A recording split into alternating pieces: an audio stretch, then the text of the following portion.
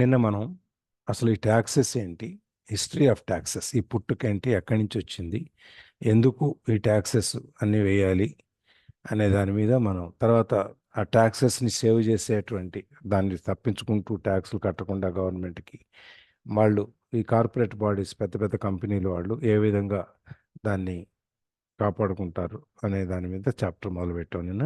Lesson 4 అది. దాంట్లో ఇక్కడ రాబిన్హుడ్ గురించి వాళ్ళ యొక్క స్టోరీ గురించి చెప్పుకుంటూ వచ్చారు. రాబిన్హుడ్లో చేసేది ఏంటంటే, రాబిన్హుడ్ అనేవాడు ఒక హీరో. వాళ్ళ పని ఏంటంటే డబ్బున్న వాళ్ళ దగ్గర నుంచి డబ్బులు తీసుకుని లేని వాళ్ళకి పంచిపెట్టేవాడు. ఒక విధంగా మనకి చెప్పాలంటే పెద్ద రాబర్ అంటే బందిపోట్లలాగా డబ్బున్న వాళ్ళని దోచుకోవటం, లేని వాళ్ళకి ఇవ్వటం, ఆ విధంగా అనమాట. ఆ విధంగా ఆయన ఒక హీరోగా వాళ్ళకి అక్కడ రాబిన్హుడ్ అనేది పెద్ద హీరోగా, దాని మీద చాలా కామిక్స్ బుక్స్ అవన్నీ ఉన్నాయి.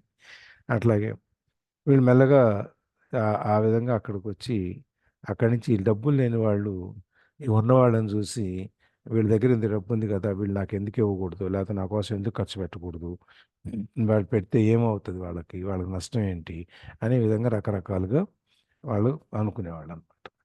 అక్కడి నుంచి ఆ రాబిన్ హుడ్ దగ్గర నుంచి ఈ ఈ మిడిల్ క్లాసు ఒక స్టేజ్లోకి వచ్చేటప్పటికి ఈ ట్యాక్సేషన్ సిస్టమ్ ఏదైతే ఉందో వాళ్ళు తెలియకుండానే మిడిల్ క్లాస్కిను పూర్ పీపుల్ మీద రిచ్ పీపుల్ కంటే ఎక్కువ ట్యాక్స్ బర్డెన్ అవుతూ ఉంటుంది.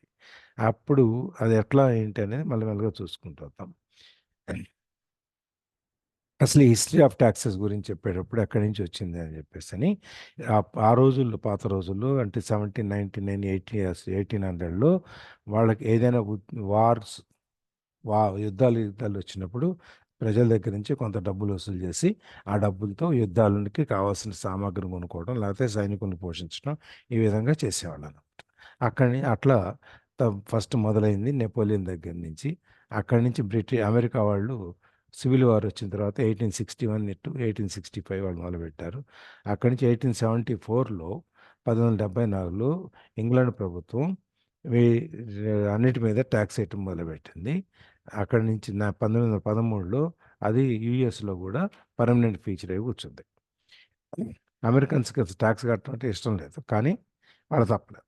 నిన్న మన సావిత్రి గారు చెప్పినట్టు ఇన్ అమెరికన్స్ ఇంగ్లాండ్ వాళ్ళు ఆ టీ మీద ట్యాక్స్ వేశారు. ఆ టీ మీద ట్యాక్స్ వేసినందుకు అది అమెరికన్స్కి టీ మీద ట్యాక్స్ కట్టడం ఇష్టం లేక బోస్టన్లో famous tea party, Boston tea party అని ఒక పెద్ద ఇది ఉండేది. ఆ బోస్టన్ హార్బర్లో పెట్టి అక్కడి నుంచి ఒక విప్లవాన్ని తీసుకొచ్చి మొత్తం మీద ఆ ట్యాక్స్ అనేది తీసేశారు. ఇట్లా దాదాపుగా ఈ ట్యాక్స్ని ఇంగ్లాండ్లోనూ యుఎస్లోనూ అలవాటు చేయడానికి దాదాపుగా 50 సంవత్సరాల టైం పట్టిందన్నమాట. రెగ్యులర్గా మామూలుగా ఎప్పుడులాగా అంటే ఇప్పుడున్న సిస్టంలోకి తీసుకురావటానికి. మనకి భారతదేశంలో మాత్రం రాజుల కాలం నుంచి ఈ సుల్కాలు దాన్ని సుల్కం అంటారు. అంటే పన్నులు, ఈ పన్నులు అనేవి రాజుల కాలం నుంచి ఉండే ఆ చంద్రగుప్త కాలం నుంచి, ఆ పాత రోజుల నుంచి కూడా మనకు ఉన్నాయి. అక్కడి నుంచి దాన్ని ఏ విధంగా వసూలు చేయాలి, ఎవరి దగ్గర నుంచి వసూలు చేయాలంటే మనకు కొన్ని నామ్స్ ఉన్నాయి. దాని ప్రకారం మనకు బ్రిటిష్ వాళ్ళు ఉన్నప్పుడు మన మీద రకరకాల ట్యాక్సులు వేయటం. నిన్న మనకు సావిత్రి గారు చెప్పినప్పుడు ఆఖరి రెడ్డి రాజుల కాలంలో పురిటి పన్ను కూడా వసూలు చేసేవాళ్ళంట. పురిటి వస్తున్నందుకు డెలివరీ అయితే కూడా దానికి ఒక ట్యాక్స్ కట్టేవాళ్ళంట. అక్కడి నుంచి ఇప్పటివరకు మనం చెత్త మీద పన్ను కూడా చూసుకుంటూ వచ్చాం అనమాట. ఈ విధంగా టైం టు టైము ప్రభుత్వాలు వాళ్ళ యొక్క ఖజానాలు నింపుకోవటానికి రకరకాల ట్యాక్సులన్నీ వేసి ఆ ట్యాక్సుల్ని మళ్ళీ ప్రజోపయోగాల కోసం వాడుతూ ఉన్నాం. ఆ ప్రజోపయోగాల నుంచి ప్రజలకు పంపిణీ దాకా వచ్చింది ఆ డబ్బు అంతా. అట్లా అది మనకి మెల్లమెల్లగా ఇది అయిపోయిన తర్వాత ఏమైంది, గవర్నమెంట్లు ట్యాక్సులు పెంచడం మొదలుపెట్టుకుంటారు. చాలా అన్నిటికీ ట్యాక్స్ చేయటం మొదలుపెట్టి ధనికుల దగ్గర మాత్రమే ట్యాక్స్ వసూలు చేసి ప్రజలందరికీ సదుపాయాలు కలగజేయాలి అనేటువంటి గవర్నమెంట్ యొక్క పాలసీ మెల్లమెల్లగా డబ్బులు సంపాదించడం మొదలుపెట్టిన తర్వాత గవర్నమెంట్ కూడా వాళ్ళు ఏం చేయటం మొదలుపెట్టారు, ఈ డబ్బులు ప్రజల కోసం ఖర్చు పెట్టడం అని చెప్పనేసి రోడ్లు వేయడానికి, ప్రాజెక్టులు కట్టడానికి, ఈ విధంగా రకరకాల ఇప్పుడు పంచిపెట్టడానికి సోషల్ స్కీమ్స్, అది సంక్షేమ పథకాలు వెల్ఫేర్ స్కీమ్స్ అంటారు. ఈ వెల్ఫేర్ స్కీమ్స్ కోసం, సంక్షేమ పథకాల కోసం అభివృద్ధిని ఆపేసి, ఇన్వెస్ట్మెంట్ అనేదాన్ని ఆపేసి డబ్బులు పంచడానికి మొదలుపెట్టారు. ఈ డబ్బులు పంచడం అనేది మొదలుపెట్టినప్పుడు దానికి కావాల్సినంత, మనం మొదట్లో అనుకున్నాం, మనం ఖర్చు పెట్టే ప్రతి రూపాయికి ఏదో ఒక అసెట్ క్రియేట్ అవ్వాలి, ఒక ఆస్తి అనేది క్రియేట్ అవ్వాలి, లేకపోతే ఈ రూపాయికి విలువ ఉండదు అని చెప్పి మనం మొదట్లో అనుకున్నాం. ఆ విధంగా ఇక్కడ అభివృద్ధి లేకుండా వచ్చిన డబ్బులన్నీ పంచడం మొదలుపెట్టారు. అంటే నేను ఒకసారి సిక్కింలో అనుకుంటా,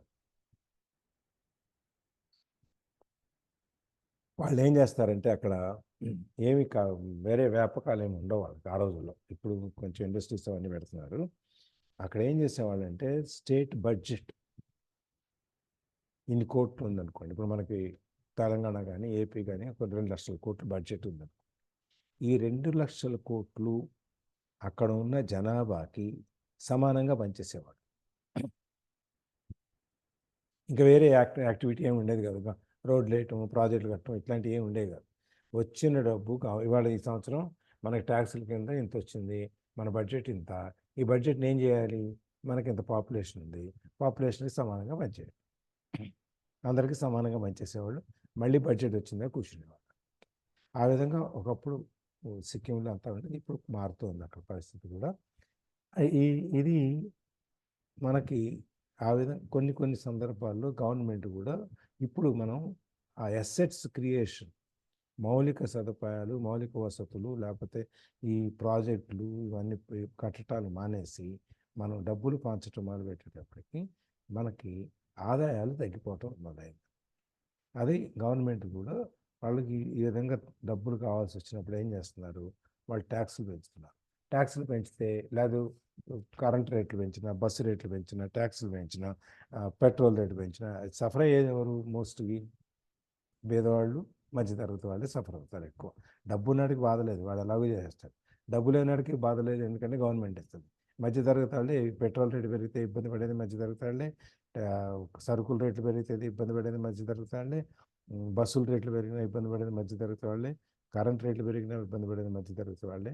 ఎప్పుడు ఏది తేడా వచ్చినా ఫస్ట్ ఇబ్బంది పడేది మధ్యతరగతి వాళ్ళు. ఇప్పుడు మనకు అలాగే ఈ జిఎస్టీలు, sales tax, goods and services tax, GST అని. ఇంతకుముందు సేల్స్ ట్యాక్స్, పర్చేస్ ట్యాక్స్ ఉన్నాయి, అవన్నీ పోయి జిఎస్టీ వచ్చింది. ఈ జిఎస్టీలు, ఈ రకరకాల ట్యాక్స్లు ఏవైతే ఉన్నాయో ఆ ట్యాక్స్లు ప్రతి వాళ్ళు కింద డబ్బున్న పేదవాడు, మధ్యతరగతి, ధనవంతుడు అనే తేడా లేకుండా ప్రతి వాడు ట్యాక్స్ కడతారు. ఇప్పుడు ఇవన్నీ చివరికి డబ్బున్న వాళ్ళ మీద ట్యాక్స్ వేసి దాన్ని తీసుకుని మనం డబ్బు లేని వాళ్ళకి పంచి పెడదాము అనే ఆలోచన నుంచి ఇప్పుడు అందరి మీద ట్యాక్స్ వేసి డబ్బు, ఇప్పుడు ఎక్సైజ్ ఉంది, మా లిక్కర్ వీటన్నిటి మీద ట్యాక్స్ ఉంది, సినిమాల టికెట్ మీద ట్యాక్స్ ఉంది, ఎంటర్టైన్మెంట్ ట్యాక్స్ ఉంది, దేని మీద లేదు, ప్రతి దాని మీద ట్యాక్స్ ఉంది. ఈ విధంగా రకరకాల ట్యాక్స్లు పెట్టడం, దాని గురించి హిస్టరీ ఆఫ్ ట్యాక్సెస్ గురించి మనం చెప్పుకున్నాం మనం. సో ఈ డబ్బున్న వాళ్ళని తీసుకుని డబ్బు లేని వాళ్ళకి పంచిపెట్టడం అనే కాన్సెప్ట్లో నుంచి అందరూ ట్యాక్స్ కట్టగలరు, అందరి దగ్గర నుంచి ట్యాక్స్ వసూలు చేయాలనేటువంటి కాన్సెప్ట్కి వచ్చాము. ఇది డబ్బున్న వాళ్ళు, డబ్బు లేని వాళ్ళు అందరికీ అసలు ట్యాక్స్ హిస్టరీ గురించి. ఉన్నవాళ్ళు ఏ విధంగా ట్యాక్స్ నుంచి తప్పించుకుంటారు. ఎస్, ఎవరు చదువుతున్నారు?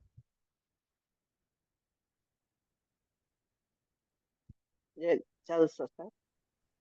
అరుణ మేడం చదువుతారా? చదువుతా సార్. చదవండి. క్లియర్ ఉందా సార్? హౌఎవర్ క్లియర్ ఉందా సార్? క్లియర్గా ఉంది. However, the rich saw an opportunity because they don't play by the same set of rules. The rich knew about corporations, which became popular in the days of sailing ships. The rich created the corporation as a vehicle to limit their risk to the assets of each voyage. The rich put their money into a corporation to finance the voyage. The corporation would then hire a crew to sail to the new world to look for treasure. If the ship was lost, the crew lost their lives, but the loss to the rich would be limited only to the money they invested for that particular voyage. ఇప్పుడు మెల్లమెల్లగా ఈ rules ఏవైతే ఉన్నాయో, ఈ set of rules వాటితో ఆడుకోవటం మొదలుపెట్టారు జనం. ఈ రిచ్ డబ్బున్న వాళ్ళకి తెలుసు ఏ విధంగా మనం డబ్బుని ఖర్చు పెట్టాలి, ఏ విధంగా ఇన్వెస్ట్ చేయాలి, ఏ విధంగా చేస్తే మనకు డబ్బులు మిగులుతాయి అని. అందుకని వాళ్ళు అప్పట్లో ఏం చేసేవాళ్ళు, ఈ ఖండాంతరాల మధ్య వాణిజ్యం ఏదైతే ఉంటుందో, మిగిలిన దేశాల నుంచి దేశాల వాణిజ్యం ఏదైతే ఉందో, ఆ కార్పొరేట్స్ వాళ్ళు దాన్ని చేసేవాళ్ళు. దాన్ని ఎట్లా చేసేవాళ్ళు అంటే, ఇవాళ ఒక షిప్ ఉందనుకోండి, ఆ షిప్లో మనం సరుకులు లోడ్ చేస్తాం, ఫలానా దేశానికి లేకపోతే ఇన్ని దేశాలకు వెళ్తాం, ఆ ఏ దేశంలో ఏ అవసరం ఉంటాయో అని చెప్పి మన దేశం నుంచి అవన్నీ షిప్లో లోడ్ చేస్తాం. ఆ లోడ్ చేసినప్పుడు దాన్ని ఒక కార్పొరేషన్ అంటారు అన్నమాట, ఆ షిప్ వరకు. The rich created the corporation as a vehicle to limit their risk up to the assets of each voyage. వాళ్ళకి ఎంతసేపు రిచ్ పీపుల్కి ఏంటి, వాళ్ళ రిస్క్ ఎంతవరకు ఉంటుందంటే ఆ షిప్పులో ఉన్న సరుకు వెళ్ళి వచ్చేంత వరకే వాళ్ళ రిస్క్. వెళ్ళి వస్తే వాళ్ళకి లాభాలు వస్తాయి, రాకపోతే ఇప్పుడు మనం సరుకు కొనేసి అప్పులు తీసుకొని సరుకు లోడ్ చేసి మళ్ళీ తిరిగి వచ్చిన తర్వాత ఇవ్వటం అనే కాన్సెప్ట్ ఉందనుకోండి, వాళ్ళు ఏం చేస్తారు, వీళ్ళు సొంత డబ్బులతో సామాను కొనరు, అప్పు చేసుకుంటారు, వాడి దగ్గర తీసుకొచ్చి షిప్ అంతా నింపుతారు. షిప్ అంతా నింపిన తర్వాత ఆ షిప్ మొత్తం అంతా అన్ని దేశాలు 3-4 దేశాలు 5 దేశాలు ఏదో వాళ్ళు అది తిరిగేసి మళ్ళీ వెనక్కి రావాలి. ఇది వాళ్ళ నార్మల్ కోర్స్. ఇక్కడ అక్కడ అమ్మేసి వాళ్ళ దగ్గర డబ్బులు తీసుకొని మళ్ళీ తిరిగి వచ్చి మనకి వీళ్ళకి ఈ షిప్ ఎప్పుడైతే మళ్ళీ మదర్ ప్లేస్కి చేరుతుందో, మన స్టార్ట్ అయిన దగ్గరికి ఆ డబ్బులు తీసుకుని ఆ డబ్బులు కొన్న వాళ్ళకి అందరికీ పంచిపెట్టేవాడు అనమాట. ఇప్పుడు ఏదైనా ఇబ్బంది వచ్చి షిప్ మునిగిపోవటం, ఇంకోటి అవటం జరిగింది అనుకోండి, షిప్ తిరిగి రాలేదు, షిప్ పోతుంది, షిప్లో ఉన్న సరుకు పోతుంది, దాంతోపాటు ఉన్న దాంట్లో ఉన్న సిబ్బంది, షిప్ నడపడానికి ఉన్న సిబ్బంది కూడా పోతారు. అట్లా కాకపోతే వీళ్ళ లైబిలిటీ, రిచ్ పీపుల్కి ఉన్న లైబిలిటీ ఏంటి, ఇప్పుడు వీళ్ళు అప్పు తీసుకుని బయట నుంచి సరుకు తీసుకొచ్చి షిప్ నింపి పంపించిన వాళ్ళు షిప్ తిరిగి వస్తేనే వీళ్ళు డబ్బులు తిరిగి ఇవ్వటం మనకు సరుకు ఇచ్చినాడికి, రాకపోతే వాళ్ళు వదిలేసుకోవాలి. తిరిగి వస్తే డబ్బులు ఇస్తారు, వాళ్ళు లాభం తీసుకుంటారు, తిరిగి రాకపోతే ఆ డబ్బులు పోయినట్టు ఈ సరుకు ఇచ్చిన వాళ్ళందరికీ. ఈ విధంగా వాళ్ళు ఏం చేశారు, వీళ్ళ లైబిలిటీ ఏదైతే ఉందో, వీళ్ళ రెస్పాన్సిబిలిటీ ఏదైతే ఉందో, ఆ మనీ పెట్టుబడి దాంట్లో షిప్ మీద ఆ పర్టికులర్ ప్రయాణానికి ఓడ ప్రయాణానికి కావలసిన పెట్టిన పెట్టుబడి ఎంతైతే ఉందో అంతవరకే వాళ్ళ రెస్పాన్సిబిలిటీ. సపోజ్ షిప్లో ₹1,00,00,000 సరుకు ఉంది, వీళ్ళది 40 లక్షలు 30 లక్షలు పెట్టారు, మిగిలిన 60 లక్షలు బయట నుంచి అందరి దగ్గర తీసుకొచ్చి షిప్ ఎక్కించారు, కానీ వాళ్ళెవరు షిప్ తిరిగి రాలేదు.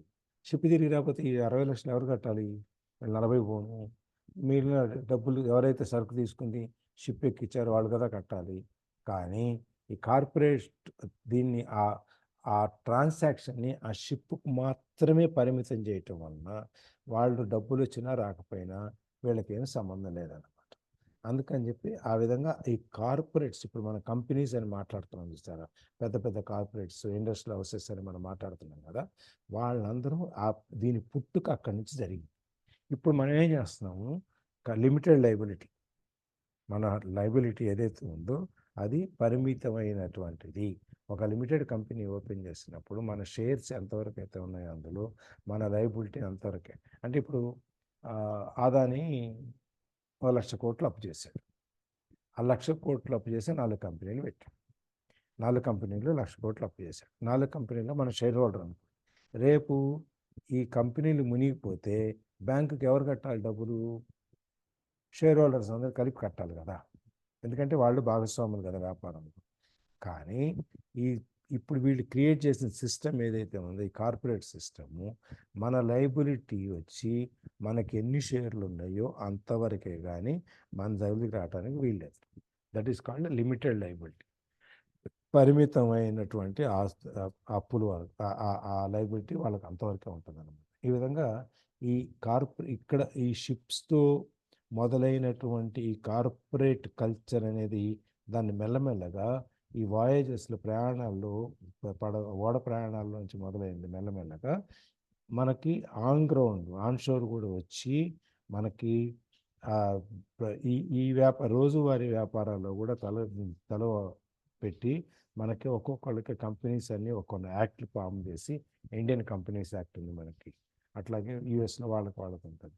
ఈ విధంగా రకరకాల యాక్ట్స్ అన్ని చట్టాలని చేసి మొత్తానికి ఏం చేశారు, వీళ్ళు ఎవరైతే ఉన్నారో పెట్టుబడులు పెట్టేవాళ్ళు, కంపెనీ ఫ్లోట్ చేసేవాళ్ళు, ఓనర్స్, ఎండీస్, చైర్మన్లు, వీళ్ళు ఎవరైతే ఉన్నారో వాళ్ళ యొక్క లైబిలిటీ ఏదైతే ఉందో అప్పుకి వాళ్ళకి ఎన్ని షేర్లు ఉన్నాయో అంతవరకే పరిమితం చేయటం మొదలుపెట్టారు. That is what corporate bodies do. అందుకని వీళ్ళు ఏం చేశారు, ఈ విధంగా ఎప్పుడైతే వచ్చిందో కార్పొరేట్స్ అంతా ట్యాక్స్లు పెంచినప్పుడు ఈ విధంగా ఒక ఆర్గనైజేషన్ క్రియేట్ చేసి ఒక కార్పొరేట్ అని పెట్టి లాభాలు నష్టాలు అవన్నీ దానికే పోతాయి, ఇండివిజువల్కి ప్రమోటర్స్కి ఏమి రావాలన్నమాట. ఆ విధంగా వాళ్ళు ఒక సిస్టమ్ క్రియేట్ చేశారు. ఆ సిస్టమ్ని అది దాంట్లో నుంచి ఇప్పుడు ఇండివిజువల్గా మనం ఉన్నాం అనుకోండి, ఇన్కమ్ ట్యాక్స్ కట్టాలంటే మనకు వచ్చే జీతం నుంచి కడతాం. వాళ్ళు ఏం చేస్తారు, ఇన్కమ్ ట్యాక్స్ కంపెనీల నుంచి కడతారు, ఇండివిజువల్గా కట్టరు. ఇండివిజువల్కి వచ్చిన జీతానికి కావాల్సినటువంటి ప్రొవిజన్స్ ఏమన్నాయో ట్యాక్స్లు కట్టకుండా ఏమేం చేయాలో అవన్నీ కూడా అక్కడే చూసుకుంటారు. లేకపోతే ఒక రిజల్యూషన్ పాస్ చేసుకుంటారు, నాకు వచ్చిన జీతానికి ఇన్కమ్ ట్యాక్స్ కంపెనీనే కట్టాలి అని చెప్పేది ఒక రిజల్యూషన్ పాస్ చేసుకుంటారు. పాస్ చేసుకుని వాళ్ళు ఆ విధంగా ట్యాక్స్లు తప్పించుకుంటారు. అంటే కంపెనీకి ₹1,00,00,000 లాభం వస్తే దాంట్లో ప్రమోటర్స్ కింద ఇన్కమ్ ట్యాక్స్ కింద 10 లక్షలు కట్టారనుకోండి, అప్పుడు 90 లక్షలే మిగిలిన షేర్ హోల్డర్స్కి పంచడానికి మిగిలేదు. అంటే మనమే వాళ్ళ ట్యాక్స్ని మనం భరిస్తున్నాం అన్నమాట. ఆ విధంగా వాళ్ళు ట్యాక్సేషన్ నుంచి తప్పించుకుంటున్నారు. అది మనకి ఈ కార్పొరేట్ స్ట్రక్చర్ ఎట్లా ఉంటుంది అనేది కింద డయాగ్రామ్ చెప్తుంది. స్ట్రక్చరు దాని యొక్క ఇన్కమ్ స్టేట్మెంట్, బ్యాలెన్స్ షీట్లు ఎట్లుంటాయని చూద్దాం. చూడండి, ఇది కార్పొరేషన్ ఇన్కమ్ స్టేట్మెంట్. అంటే ఒక కంపెనీ, కార్పొరేషన్ అంటే కంపెనీకి ఇన్కమ్ స్టేట్మెంట్ ఇక్కడ వస్తుంది, ఇన్కమ్ అంతా. ఈ ఇన్కంలో నుంచి కొంత శాతం ఇక్కడ పర్సనల్ ఇన్కమ్కి వెళ్ళిపోతుంది. కంపెనీ ఆదాయం నా ఆదాయం కిందకు వచ్చేసింది, నా ఖర్చులు కంపెనీ ఖర్చులు కలిపి. నాకు ఇల్లు ఇస్తారు, కంపెనీ కట్టుకుంటుంది. నాకు కారు ఇస్తారు, కంపెనీ కట్టుకుంటుంది. అట్లాగే పని మనుషులను ఇస్తారు, కంపెనీ పేరు మీద వెళ్ళిపోతుంది. నేను టూర్కి వెళ్ళి రావాలి, కంపెనీ పేరు మీద నేను బిజినెస్ టూర్కి వెళ్తున్నాను అని చెప్పి నా కుటుంబంతో సహా నేను తిరిగేసి వచ్చేస్తాను. ఇవన్నీ కంపెనీ ఖర్చులే కదా. అప్పుడేముంది, నాకు ఉంటూ ఎక్స్పెన్సెస్ ఏమి ఉండవు. ఈ కంపెనీ ఆదాయం నా ఇన్కంలోకి వస్తుంది. దీంట్లో నుంచి మనం కనుక చూస్తే బ్యాలెన్స్ షీట్ ఎట్లా వస్తుంది చూస్తే, ఈ కంపెనీ ఆదాయంలో నుంచి నాకు అసెట్స్ వస్తాయి. ఇప్పుడు నేను ఏమీ కట్టకుండా నాకు జీతం తీసుకుంటే అవన్నీ నాకు లాభమే కదా. నాకు అప్పులేమి ఉండవు. నాకు ఆస్తులని ఒక కంపెనీ రేపు ఇల్లు కొని పెడుతుంది, ఇంటి అద్దె వాళ్ళు ఇంటికి ఈఎంఐ వాళ్ళే కట్టుకుంటారు, లేదా కారు కొని ఇస్తారు. ఇప్పుడు మీకు చాలా కంపెనీస్లో ఇవాళ అపోలో కానీ ఈ సాఫ్ట్వేర్ కంపెనీస్ వాళ్ళు కానీ ఏం చేస్తున్నారంటే, కార్ లోన్ ఒక కార్ ఇస్తారు, నువ్వు 10 లక్షల్లో కారు కొనుక్కో, 5 ఏళ్లలో అది మేము కట్టుకుంటాం అని చెప్పేసి. ఆ కారు వాడికి ఆ 10 లక్షల కారు రాలేదనుకోండి, 20 లక్షలు పెట్టి కొనుక్కున్నాడు అనుకోండి, వీళ్ళు ఏం చేస్తారు, 10 లక్షల వరకు కంపెనీ ఇస్తుంది, ఈ పైన 10 లక్షలు వీడి జేబులోంచి పెట్టుకోవాలి. 5 ఏళ్ల తర్వాత కంపెనీ ఆ కారు కంపెనీకి వదిలేయాలంటే ఆ రోజు వాల్యూ ఏది ఉందో అది వీడికి ఇచ్చేస్తారు తిరిగి. లేదంటే వీడే ఆ వాల్యూ, కంపెనీ వాల్యూ ప్రకారం ఎంత ఉందో ఆ డబ్బులు కట్టేసి కారు మొత్తం సొంతం చేసుకుంటాడు. అంటే 10 లక్షల రూపాయలు కంపెనీ ఇండైరెక్ట్గా ఆ ఎంప్లాయీకో లేదా ఎగ్జిక్యూటివ్కో ఇస్తుంది అనమాట. ఆ విధంగా వచ్చేటప్పటికి మనకి ఈ కంపెనీ ఇన్కంలో నుంచి మనకు పర్సనల్ అసెట్స్ క్రియేట్ అవుతాయి. గమనించండి, కంపెనీ ఇన్కమ్ నుంచి మనకు ఇన్కమ్ వస్తుంది, జీతాలు అవన్నీ, మన ఖర్చులన్నీ కంపెనీ అకౌంట్లోకి వెళ్ళిపోతాయి. అట్లాగే కంపెనీ ఆదాయంలో నుంచి మనకు ఆస్తులన్నీ సమకూరుతున్నాయి. దానివల్ల ఏమవుతుంది, మనకి ట్యాక్స్ కట్టే అవసరం మనకు లేకుండా అయిపోయింది. ఇంకా ఏమైనా ఎక్స్ప్లెయిన్ చేయాలో? ఈజ్ ఓకే, అర్థమైందా? హలో,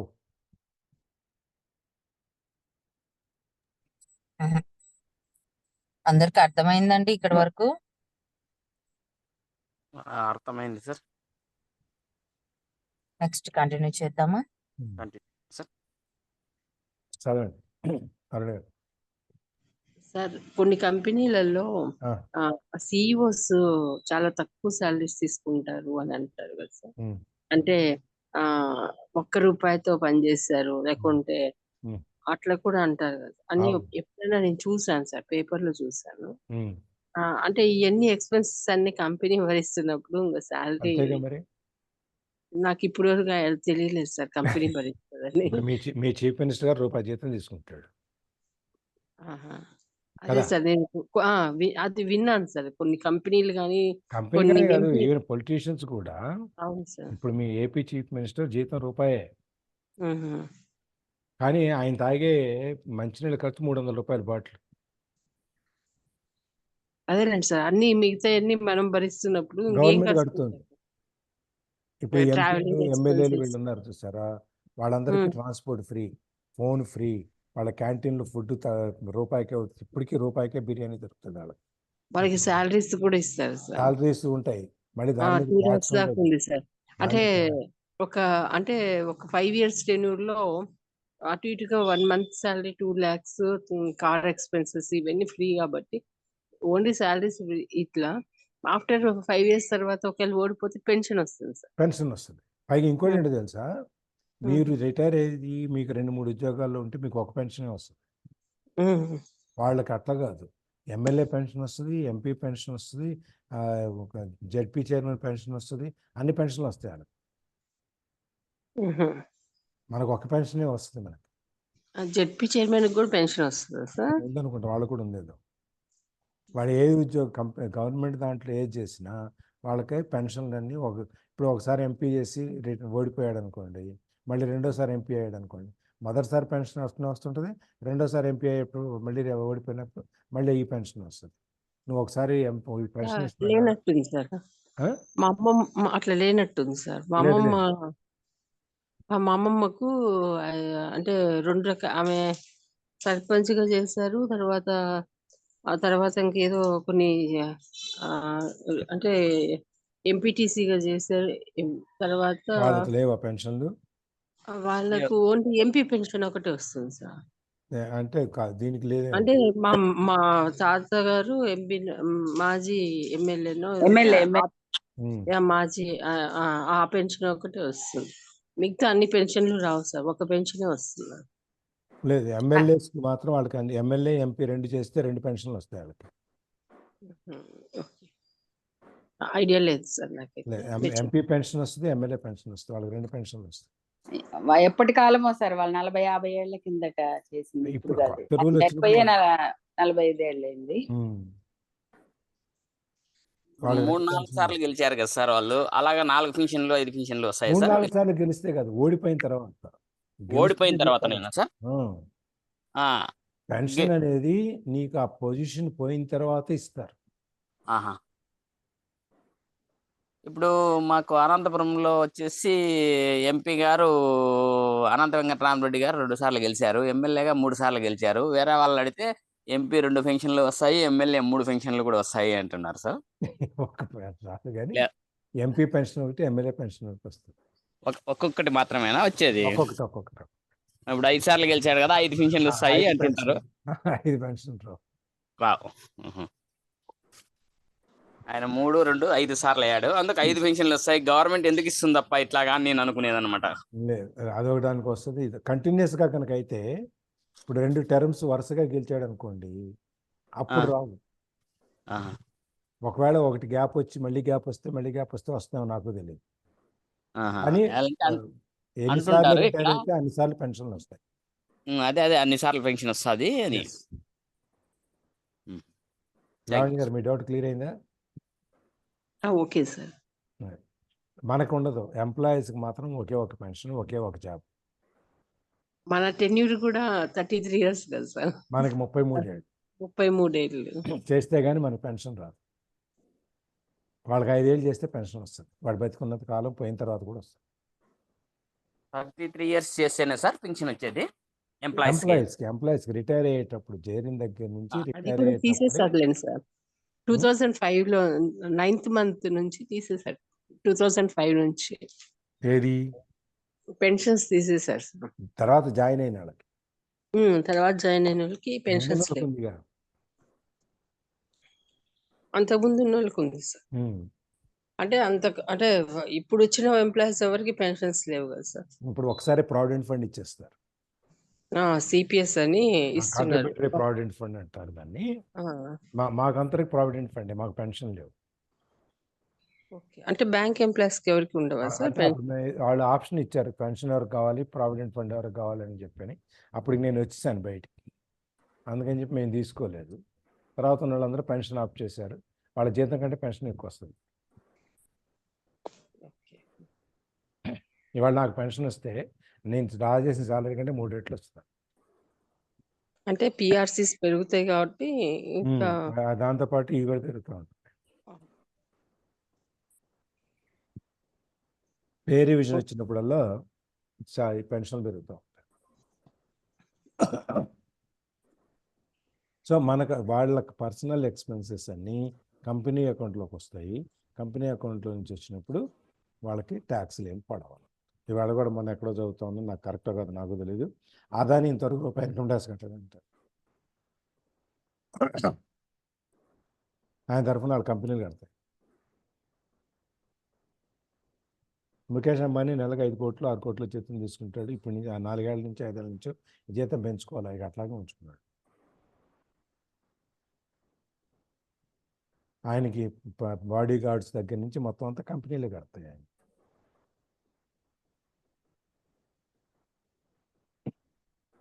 సో ఇది న్యాచురల్ మన కంపెనీ కట్టడం వల్ల ఇప్పుడు మ్యూచువల్ అంటే వీళ్ళు పబ్లిక్ ఇష్యూ ఇస్తారు కదా సార్, ఇవి ఆ ఎక్స్పెన్సెస్ కూడా వాళ్ళకు పడతాయా సార్?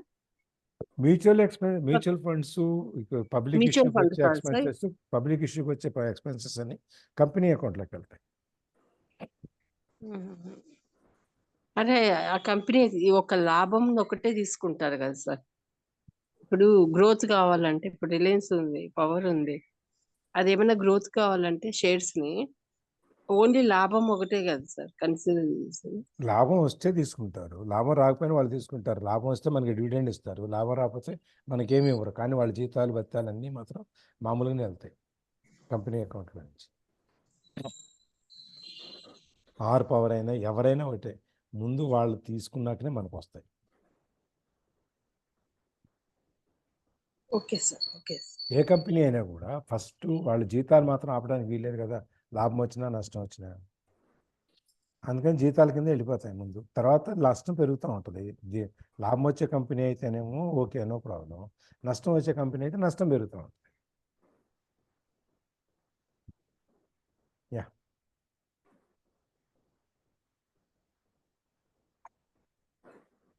అవును. వీడు ఏమయ్యారు అరుణ్ గారు? దుగ్గారున్నారా సార్? ఇంకా ఊర్లోనే ఉన్నారు. ఒక 3 days లో హైదరాబాద్ వస్తారంట. అవును, ఊర్లో ఉన్న లాగిన్ అయ్యేవాళ్ళుగా. అది సిగ్నల్ ఒకటి రావట్లేదు అక్కడ, వైఫై లేదనే ఫోను. చాలా రోజులైంది ఇది. ఈ బుక్ మొదలు పెట్టాక రాలేదు నాకు తెలిసి. అవునవును, మొదటి 2-3 క్లాసులకు వచ్చినట్టున్నారు అంతే.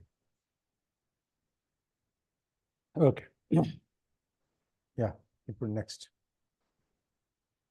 చదవండి. It is the knowledge of the bigger corporate structure that really gives the rich a vast advantage over the poor and the middle class.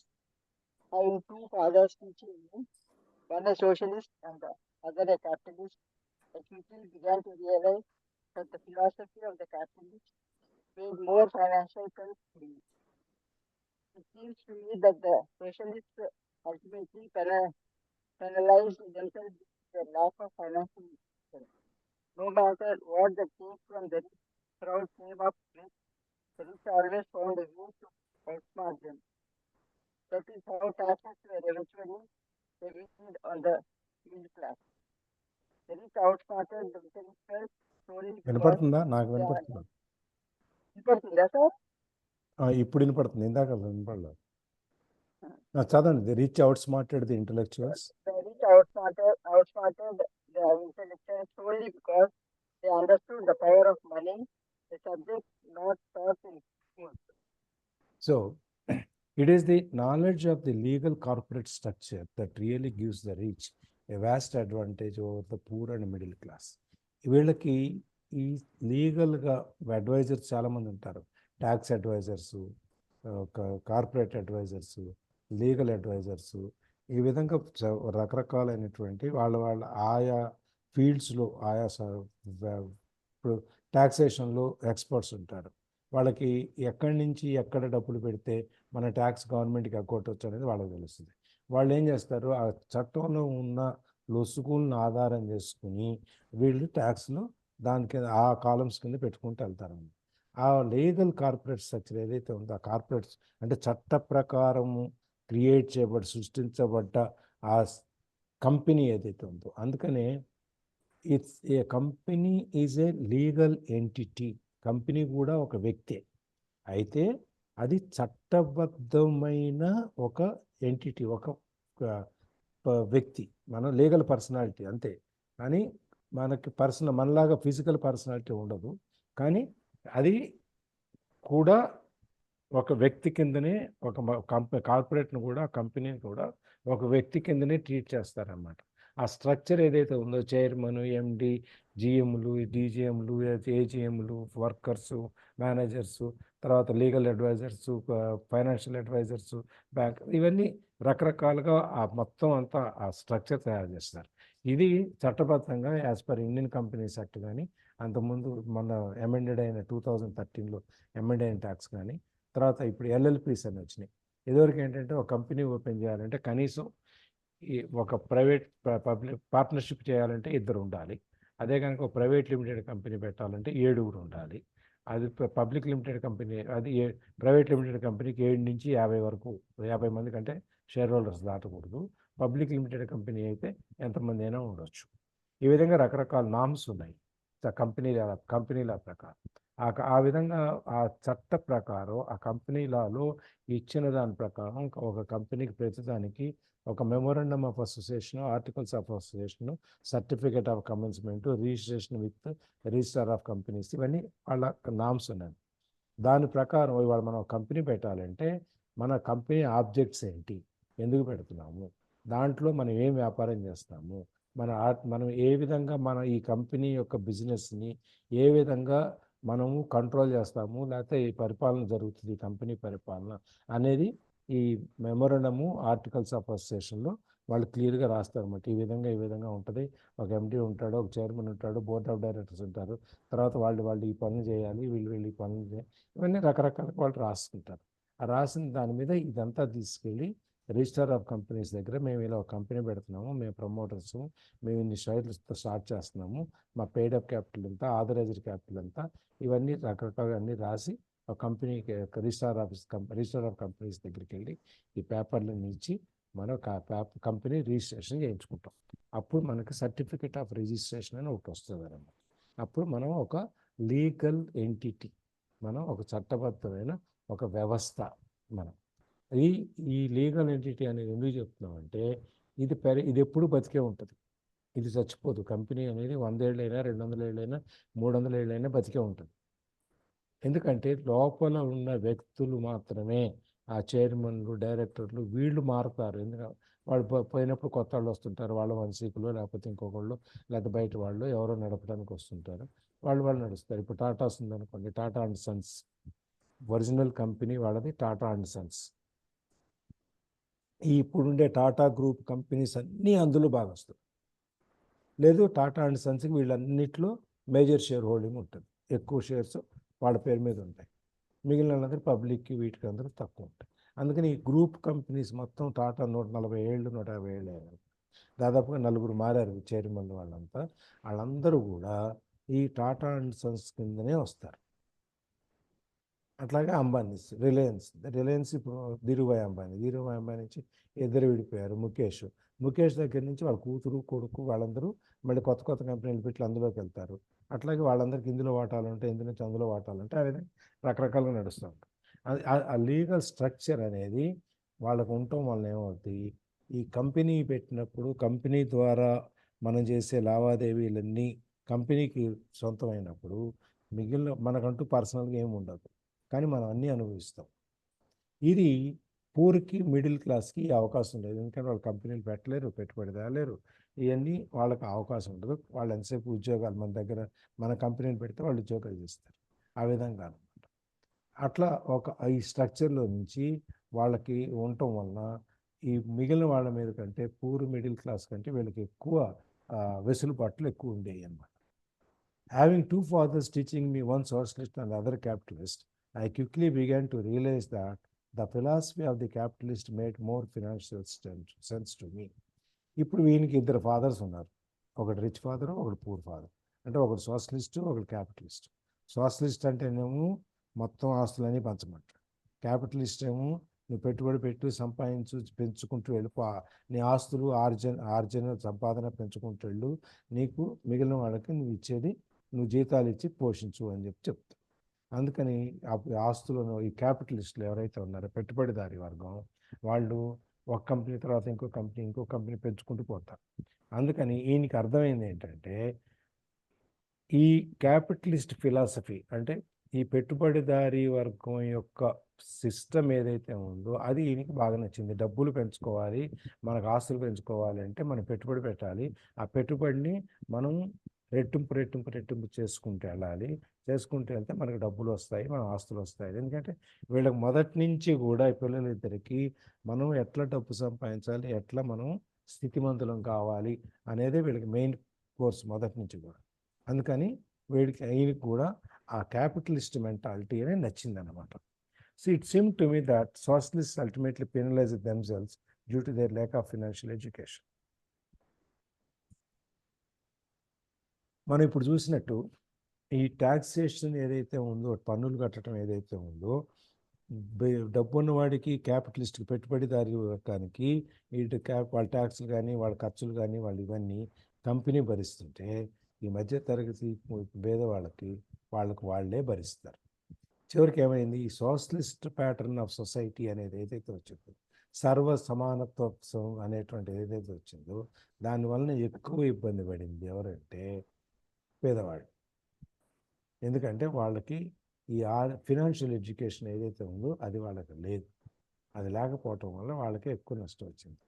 So ఎవరు ఎన్ని స్లోగన్ చెప్పినా, డబ్బులు ఉన్న దగ్గర తీసుకొని డబ్బులు లేని వాళ్ళకి ఇది అది అని చెప్పినా, డబ్బున్న వాళ్ళకి ఎప్పుడూ కూడా ఈ లేని వాళ్ళను లేకపోతే ఈ విధంగా చెప్పేవాళ్ళను వాళ్ళని అలా అవుట్ స్మార్ట్ చేస్తారనమాట. నువ్వు చెప్పేది నువ్వు చెప్తు నువ్వు చెయ్యి, మేము చేసేది మేము ఇక్కడ చేసుకుంటామని ఎన్ని రకాలుగా మనం ఆ లొసుగులు మూసేయాలి అని చూసినా కూడా వాళ్ళు ఇంకోటి ఏదో కొత్తది అనుకుని దాంట్లో బయటకు వెళ్ళిపోతారు. That's how taxes are eventually levied on the middle class. ఆ విధంగా మనకి ఎక్కువ ట్యాక్సులు మన మధ్యతరగతి వాళ్ళే కడతాం, మనకు మిగిలిన వాళ్ళు కట్టరు. The rich outsmarted the intellectuals only because they understood the power of money. స్కూళ్ళల్లో మనకి నేర్పని యొక్క డబ్బు యొక్క శక్తి ఏదైతే ఉందో అది రిచ్ పీపుల్ నేర్చుకున్నంతగా ఈ తెలివితేటలు గల వాళ్ళు మేధావులు వీళ్ళందరికీ అది రాలేదు. ఆ మేధావుల కంటే కూడా వీళ్ళకి ఫైనాన్షియల్ నాలెడ్జ్ ఎక్కువ ఉండటం వలన, డబ్బు యొక్క శక్తి ఏంటని తెలియటం వలన వాళ్ళు మిగిలిన వాళ్ళకి ఇంటలెక్చువల్స్ అంటే మేధావులందరికీ స్కూల్లో డిగ్రీలు తీసుకొని వస్తారు, వాళ్ళకి ఫైనాన్షియల్ లిటరసీ ఉండదు, వీళ్ళకు ఉంటుంది. దానివల్ల వీళ్ళు ఎప్పుడూ కూడా ఒక చేయి పైనే ఉంటారు. యా, ఏమైనా డౌట్లు ఉంటే చెప్పండి.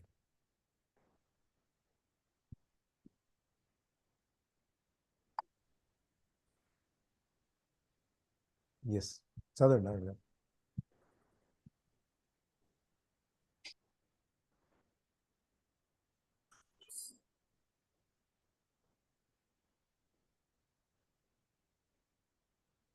అరుణ్ గారు Okay, sir. చదవండి. How did the rich outsmart the intellectuals? Once the cake from the rich tax was passed, interesting, sir. Once the cake from the rich tax was passed, cash started flowing into the government coffers. To Initially, people were happy. Money was handed out to government workers and the rich. It went to government workers in the form of jobs and pensions, and it went to the rich via the factories receiving government contracts. The government received a large pool of money, but the problem was the fiscal management of that money.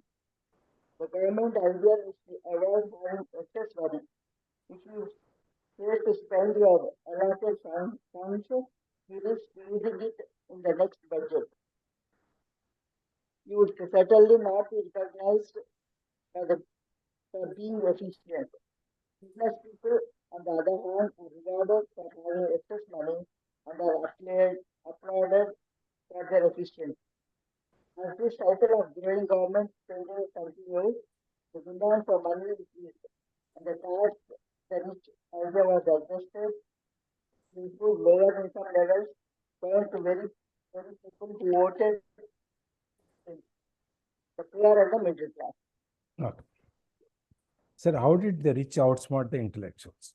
ఈ డబ్బు ఉన్న వాళ్ళు, చదువుకున్న వాళ్ళని, బాగా తెలివితేటలు ఉన్న వాళ్ళని ఏ విధంగా వీళ్ళు అంటే మోసం చేయటం కాదు, వాళ్ళకంటే వీళ్ళు తెలివిగా ఎట్లా ప్రవర్తిస్తున్నారు అంటే, ఒకప్పుడు ఈ టేక్ ఫ్రమ్ ద రిచ్, అంటే డబ్బులు ఉన్న వాళ్ళ దగ్గరికి ట్యాక్స్ వేసి మిగిలిన వాళ్ళని వదిలేయండి అనేటువంటిది పక్కకి వెళ్ళిపోయిన తర్వాత గవర్నమెంట్కి, వాళ్ళ ఖజానాకి చాలా చాలా డబ్బులు రావటం మొదలైంది. అందరి మీద ట్యాక్స్ వేస్తున్నారు కాబట్టి గవర్నమెంట్ డబ్బులు వస్తుంది. గవర్నమెంట్ డబ్బులు వస్తున్నాయంటే పీపుల్ ఆర్ వెరీ హ్యాపీ, జనానికి కూడా చాలా డబ్బులు. అందుకని money was and hand over to the government workers and the rich. వచ్చిన డబ్బుని గవర్నమెంట్ వర్కర్స్, ఎంప్లాయీస్కి ఇచ్చి ఖర్చు పెట్టండి అని చెప్పేవాళ్ళు, డబ్బులు ఉన్న వాళ్ళకి ఇచ్చి ఖర్చు పెట్టండి అని చెప్పేవాళ్ళు. So it went to the government workers in the form of jobs and pension. ఈ వచ్చిన డబ్బు అంతా గవర్నమెంట్లో ఉద్యోగస్తుని పెట్టి వాళ్ళకి జీతాల కింద, పెన్షన్ల కింద ఈ డబ్బును ఖర్చు పెడతారు. అట్లాగే రిచ్ పీపుల్కి ఇచ్చిన డబ్బులు వాళ్ళు ఫ్యాక్టరీస్ కట్టుకుని గవర్నమెంట్ కాంట్రాక్ట్స్ తీసుకుని, గవర్నమెంట్ చేసే వర్క్స్ అన్ని ఈ డబ్బును వాళ్ళు తీసుకుని వాళ్ళు ఈ డబ్బుని మల్టిప్లై చేయటం మొదలుపెట్టారు.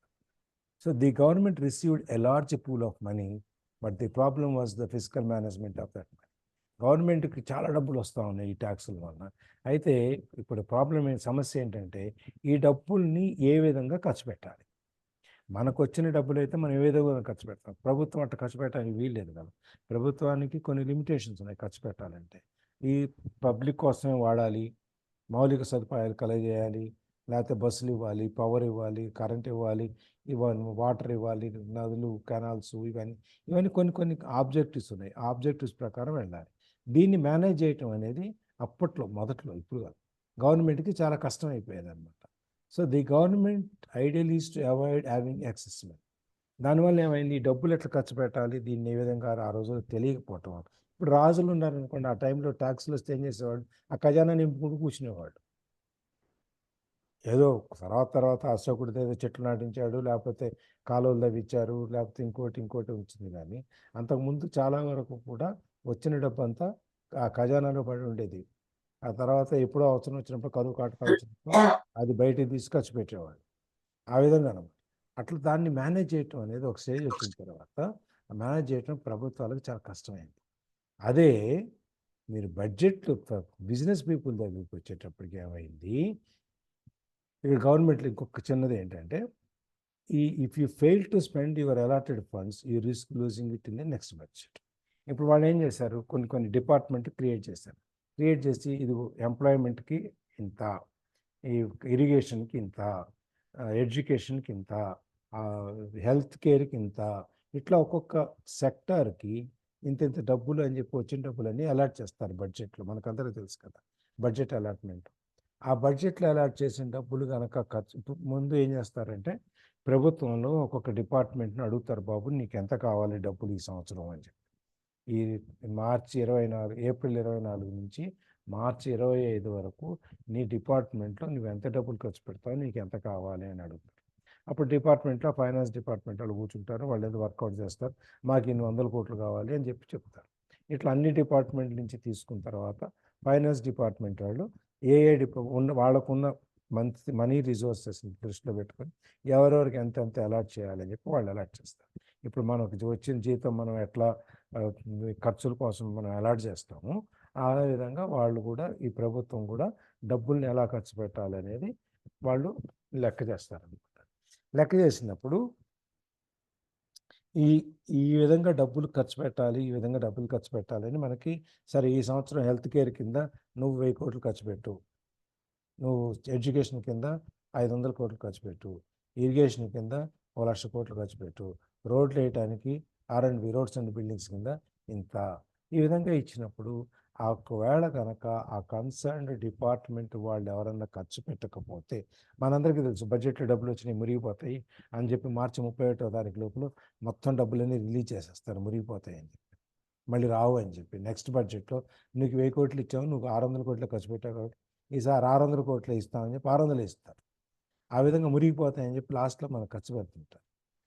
ఇది దీనివల్ల మనం ఎంత ఎఫిషియెంట్గా ఇప్పుడు 1000 కోట్లు ఇచ్చినా 1000 కోట్లలో నువ్వేమి సాధించాలనుకునే దాన్ని మనం ఇన్ని టార్గెట్స్ పెట్టుకుని 600 కోట్లకు 700 కోట్లలోనూ ఆ టార్గెట్స్ అన్నీ మన లక్ష్యాలన్నీ ఆ ప్రభుత్వం డిపార్ట్మెంట్ కనుక సాధించింది అనుకోండి, వాళ్ళేం మెచ్చుకోరు మనం.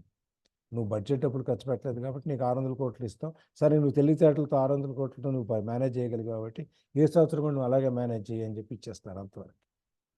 కానీ వాళ్ళ యొక్క ఎఫిషియన్సీని, వాళ్ళ ప్రావీణ్యం ఏదైతే ఉందో దాన్ని ఎవడు గుర్తించరు. అదే బిజినెస్ పీపుల్ అయితే ఏం చేస్తారు, they are rewarded for having excess money. బిజినెస్లో ఎక్సెస్ మనీ వచ్చింది అంటే దాని అర్థం ఏంటి? బిజినెస్లో ఎక్కువ డబ్బులు వచ్చినట్టు దాని అర్థం ఏంటి? లాభం వచ్చినట్టు కదా సార్. అంతే కదా, మరి లాభాలు వచ్చినాయంటే వాళ్ళు మెచ్చుకుంటారు కదా ఎండీని. అవును సార్. ఎండీని చైర్మన్ వాళ్ళని మీరు బాగా చేశారండి, ఎక్కువ లాభాలు వచ్చినాయని మెచ్చుకుంటారు వాళ్ళు. అదే గవర్నమెంట్లో ఎక్కువ డబ్బులు పొదుపు చేస్తే మెచ్చుకోరాలి. బిజినెస్ లో పెద్ద ఎవరనేది తెలుస్తుంది సార్. ఇక్కడ వీటిల్లో ఎవరు పెద్ద ఎవరు లీటర్ అనేది తెలుస్తుంది. అందరూ ఉద్యోగస్తులే, అందరూ సమానమే. పెద్ద ఉద్యోగి చిన్న ఉద్యోగి తేడా అంతే. అందుకని ఎవరు మెచ్చుకోరు సార్. అందరి జీతాలు పనిచేసే వాళ్ళే కదా. అవును, అది వాళ్ళకి వీళ్ళకి తేడా అనమాట. ఎక్సెస్ మనీ వస్తే వీళ్ళని మెచ్చుకుంటారు ఇక్కడ, అక్కడేమో మెచ్చుకోరు, పట్టించుకోరు. So as the cycle of growing government spending continued, the demand for money increased. ఎప్పుడైతే గవర్నమెంట్ ఖర్చు పెట్టడం మొదలుపెట్టిందో వీటన్నిటి కింద, రకరకాల వ్యాపకాల కింద, అప్పుడు డబ్బు అవసరం కూడా ఎక్కువ పెరుగుతూ వచ్చింది. అంతే కదా, ఇప్పుడు ఇరిగేషన్ ఉంది, ఇన్ని ప్రాజెక్టులు కట్టాలి, ఇంత సైజు ప్రాజెక్టులు కట్టాలి, లేకపోతే ఇన్ని రైల్వే లైన్లు వేయాలి, లేకపోతే ఇన్ని రోడ్లు వేయాలి. ఇదివరకు 1 కిలోమీటర్ రోడ్డు వేస్తే నాకు తెలిసి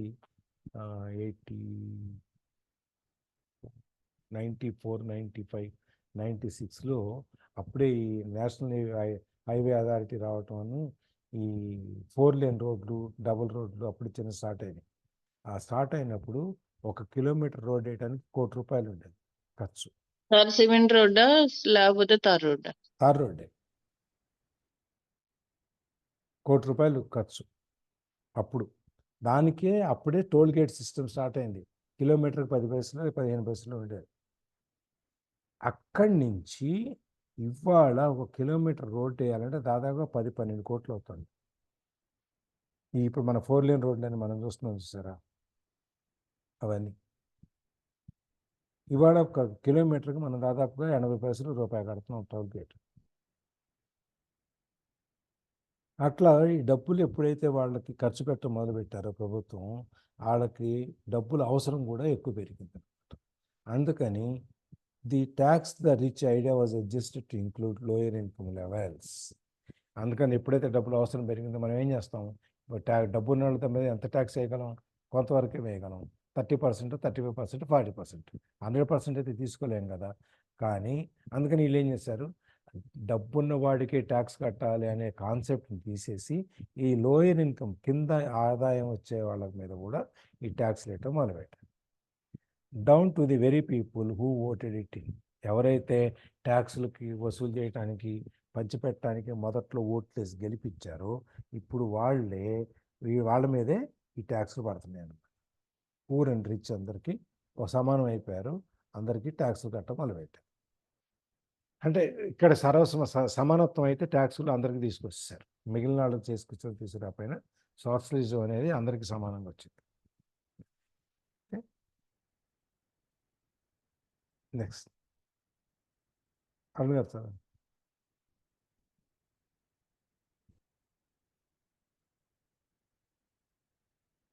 అరుణ్ గారు. Okay, sir. True capitalists use their financial knowledge to simply find an escape. They headed back to the protection of a corporation. But what many people who have never formed a corporation don't know is that a corporation is not really a thing. A corporation is merely a file folder with some legal documents in it, sitting in some attorney's office and registered with a state government agency. It's not a big building or a factory or a group of people. A corporation is merely a legal document that creates a legal body without a soul. Using it, the wealth of the rich was once again protected. It was popular because the income tax rate of a corporation is less than the individual income tax rate. In addition, certain expenses could be paid by a corporation with pre-tax dollars. ఇప్పుడు మనం ఇందాక అనుకున్నాం కదా, ఒక corporation ఒక company create చేయాలి అంటే registration process అంతా మనం ఇందాక మాట్లాడుకున్నాం. ఏది ఒక కంపెనీ అప్లికేషను, దాని governing rules, memorandum and articles of association, memorandum of association, articles of association రెండు ఉంటాయి.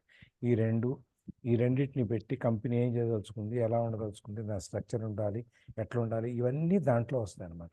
ఇవన్నీ కలిపి మనం రిజిస్టర్ ఆఫ్ కంపెనీస్కి మనం అప్లికేషన్ పెట్టుకుంటాము. వాళ్ళు అన్నీ చూసి మనకు ఒక సర్టిఫికేట్ ఆఫ్ రిజిస్ట్రేషన్ అని చెప్పి మనకి ఇస్తారు. ఆ సర్టిఫికేట్ ఆఫ్ రిజిస్ట్రేషన్ పెట్టుకుని మనం బిజినెస్ కమెన్స్ చేసుకుంటాం, బిజినెస్ స్టార్ట్ చేసుకుంటాం. ఇది ఇక్కడ ఈ పారాలో అదే. True capitalist use their financial knowledge to simplify and escape. నిజమైన పెట్టుబడిదారులు ఎవరైతే ఉన్నారో వాళ్ళు ఏం చేశారు, వాళ్ళకున్న ఈ ఫైనాన్షియల్ నాలెడ్జ్తో వాళ్ళు సింపుల్గా తప్పించుకునే మార్గాలు, తప్పించుకునే మార్గాలు కనిపెట్టారు. అదేంటి, ఆ ప్రొటెక్షన్ ఆఫ్ ఏ కార్పొరేట్, ఒక కంపెనీ పెట్టడం, ఆ కంపెనీ దాంట్లో అన్ని చేయటం అన్నమాట. మనం what many people who have never formed a corporation do not know is that a corporation is not really a thing. చాలామందికి ఎవరైతే ఈ కార్పొరేషన్స్ కంపెనీస్ పెట్టరో వాళ్ళకి కంపెనీ అంటే నిజంగా ఒక విషయమే కాదు. ఒక కంపెనీ అంటే ఒక ఆర్టిఫిషియల్ బాడీ, ఒక లీగల్ బాడీ, చట్టబద్ధంగా దానికి ఒక శరీరం ఉంటుందే కానీ అది యాక్చువల్గా ఫిజికల్గా ఏమి ఉండదు అక్కడ. అంతే అటు సింపుల్గా చెప్తాడు, a corporation is merely a file folder with some legal documents. Corporation అంటే, కంపెనీ అంటే ఆ కంపెనీ యొక్క memorandum articles, application, certificate of registration ఇవన్నీ కలిపి ఒక ఫైల్లో పెట్టేస్తే అదొక కంపెనీ. ఇది ఒక బాడీ, అదొక శరీరం, లీగల్ బాడీ, చట్టబద్ధమైన ఒక శరీరం అది అంతే. దాంట్లో ఏముంటాయి, ఈ డాక్యుమెంట్స్ ఉంటే ఒక కంపెనీ అయిపోయింది, ఒక పర్సనాలిటీ అనమాట, ఒక వ్యక్తి. A corporation is mere and register with a state government. It's not a big building. పెద్ద కంపెనీ అంటే మనం బిల్డింగ్ కట్టేసి, ఇప్పుడు పెద్ద పెద్ద బిల్డింగ్లు కడతారు, దాని మీద నవయోగాను లేకపోతే టాటాస్ అను మన ఇది అలటాలియా అని చెప్పి అంబానీ గారు ఈ విధంగా రకరకాల పేర్లు పెట్టుకుంటారు. కంపెనీ కార్పొరేట్ ఆఫీస్ అని చెప్పి అంటారు అన్నమాట. ఆ బిల్డింగ్ కడతారు, దాంట్లో 4 ఫ్లోర్లు ఉంటాయి, ఆ ఉద్యోగస్తులు అందరూ ఎక్కడో చోట పనిచేయాలి కాబట్టి అది కంపెనీ పెరుగుతున్నప్పుడు ఆ విధంగా తీసుకెళ్తారు. ఆ కంపెనీ పెరుగుతుంది, వాళ్ళకి బిల్డింగ్లు ఉంటాయి అక్కడ. అంతేగాని నిజంగా కంపెనీ అంటే ఒక ఫైలు ఒక చోట పడేసి ఉంటుంది అన్నమాట. ఒక ఫ్యాక్టరీ ఉన్నప్పుడే మనకి అది ఒక ఫ్యాక్టరీ, ఒక ఆఫీసు ఇవన్నీ ఉంటేనే మనకు అనిపిస్తుంది. అదేమి లేకపోతే ఒక కంపెనీస్ ఒక్కొక్క అడ్రస్లో 30 కంపెనీలు ఉంటాయి, మనకు తెలుసు కదా, చూసాం కదా. అవన్నీ ఆ 30 కంపెనీలు, ఒక్కొక్క ఆఫీస్, దీంట్లో అవన్నీ ఫైల్సే, 30 ఫైల్స్ ఉంటాయి అన్నమాట అంతే. Is only a document that creates a legal body without a soul. ఇది ఒక కంపెనీ అంటే ఒక డాక్యుమెంటు, ఒక లీగల్ బాడీ, చట్టబద్ధమైన శరీరం, దానికి సోల్, మనసు, గుండె అట్లాంటివి ఏమి ఉండవు. Using it the wealth of the rich was once again protected. మన డబ్బులన్నీ దాంట్లో పెట్టుబడి పెట్టి దాని ద్వారా మనం వచ్చే ఆదాయం మనం తింటున్నాం కాబట్టి మన డబ్బులన్నీ అక్కడ ప్రొటెక్షన్ అవుతుంది. మనం సంపాదించే ఆస్తులు ఇవన్నీ, ఇప్పుడు కంపెనీ ఉంది, కంపెనీలో నాకు 50%, 60% షేర్లు ఉన్నాయి. సో కంపెనీకి వచ్చే ఆదాయం అంతా 60% నాదే కదా, కంపెనీకి ఉన్న ఆస్తులు అన్నింటిలో 60% నాదే కదా. కానీ నా బ్యాలెన్స్ షీట్లో ఏం కనపడదు. నేనుండే ఇల్లు కొనుక్కున్న ఇల్లు అదొకటే కనిపిస్తుంది నా బ్యాలెన్స్ షీట్లో. కానీ 60% నా షేర్లు అక్కడ ఉండటం వలన కంపెనీ యొక్క ప్రాపర్టీస్లో 60% నాదే, బిజినెస్లో 60% నాదే, వచ్చే లాభంలో 60% నాదే, వచ్చే కట్టిన ఆస్తుల్లో 60% నాదే. కానీ నా పుస్తకాలు ఎక్కడ కనపడదు.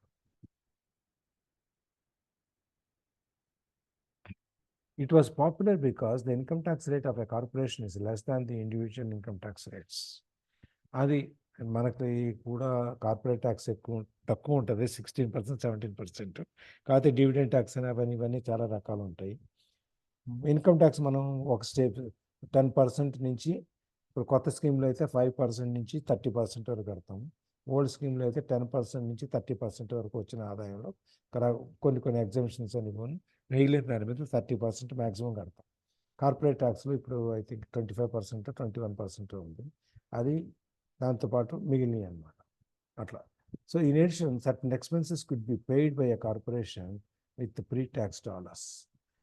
ట్యాక్స్ పడకముందు వచ్చే లాభాలు ఏదైతే ఉన్నాయో ఆ లాభాలన్నిటిలో నుంచి మన వాళ్ళు ట్యాక్స్లన్నీ కట్టేస్తారు. మన ఖర్చులు ఇందాక అనుకున్నాం కదా, మన ఖర్చులన్నీ కంపెనీ కడుతుంది, కంపెనీ అకౌంట్లో వెళ్ళిపోతాయి. నేను టూర్కి వెళ్ళి వచ్చా, నా ఖర్చులన్నీ కంపెనీ అకౌంట్లో వెళ్ళిపోతాయి. బిజినెస్ టూర్ అని పెట్టేసుకుని ఫ్యామిలీతో సహా వెళ్ళిపోతాం. ఫ్యామిలీ అందరూ కూడా మన కంపెనీలో ఎంప్లాయీస్గానే ఉంటారు, వాళ్ళకి జీతాలు ఇస్తాం. ఒకే కుటుంబం నుంచి నలుగురు ఉంటాం, నలుగురికి జీతాలు ఇస్తాం. వాళ్ళు పని చేశారా పని చేయలేదా, వచ్చారా వెళ్ళారా అని ఏం లేదు. మా ఫ్రెండ్ ఉన్నాడు, వాడికి ఒక కంపెనీ ఉంది, వాడు ఒక ఇల్లు ఉంది, పిల్లలు ఉన్నారు, వాళ్ళ పిల్లలు కూడా ఉద్యోగం చేస్తారు. వాళ్ళకి అద్దె తీసుకుని కంపెనీ గెస్ట్ హౌస్ అని పేరు పెడతాడు. అద్దె కంపెనీ కడుతుంది, పిల్లలు కట్టరు. రానుపోని పెట్రోల్ ఖర్చులు అన్నీ కంపెనీ కింద వెళ్ళిపోతాయి. వాళ్ళు తీసుకునే జీతంలో వాళ్ళు ఖర్చు పెట్టేది ఏంటంటే బియ్యానికి, పప్పులకి, ఉప్పులకి, అంతే. ఈ విధంగా ప్రతి కంపెనీలో జరుగుతుంది. మా ఫ్రెండ్ వాళ్ళ కంపెనీ అనే కాదు, మా కంపెనీ అనే కాదు, ఏ కంపెనీ అయినా ప్రతి చోట కూడా చాలా వరకు ఖర్చులు మనకి కంపెనీ అకౌంట్లో రాసేస్తారు. దానివల్ల కంపెనీకి ఇన్కమ్ ట్యాక్స్ తగ్గుద్ది. ఖర్చులు పెరిగితే ఏమైంది, ఇన్కమ్ తగ్గుద్ది, ఇన్కమ్ తగ్గితే ట్యాక్స్ తగ్గుద్ది. ఈ ఖర్చులన్నీ ఎవరు కడుతున్నారు, మనని కంపెనీ కడుతుంది. ఈ విధంగా మన వాళ్ళు కంపెనీ, ఈ బిజినెస్ పీపుల్ అంతా ఏ విధంగా ట్యాక్స్ తప్పించుకోవచ్చు అనేదాన్ని. పైగా ఇంకో పెద్ద జోక్ ఏంటంటే ఇందులో మన ట్యాక్స్ కట్టకుండా ఎవరైతే మన కంపెనీలో పనిచేస్తూ ఈ finance people, accounts people, tax consultants ఉన్నారో వాళ్ళు మన ట్యాక్స్ కట్టకుండా మన ఇన్కమ్ని ప్రొటెక్ట్ చేస్తారు. కానీ వాళ్ళకు వచ్చే జీతం నుంచి వాళ్ళు మళ్ళీ 30% కడతారు.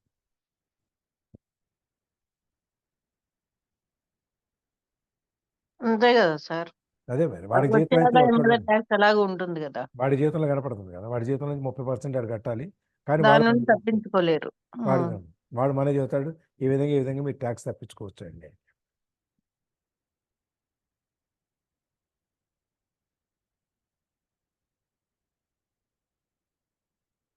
సో ఇవాళ ఇక్కడ కాపుదాం. ఎటు పడ్డా మిడిల్ క్లాస్ వాళ్ళు, పువర్ వాళ్ళే సఫర్ అవ్వాలి సార్. ఎప్పుడైనా వాళ్ళేనండి. అది ఘోరం. ఇంకా మీకు చెప్పమంటారా, రోజు కూలీకి బాధ లేదు,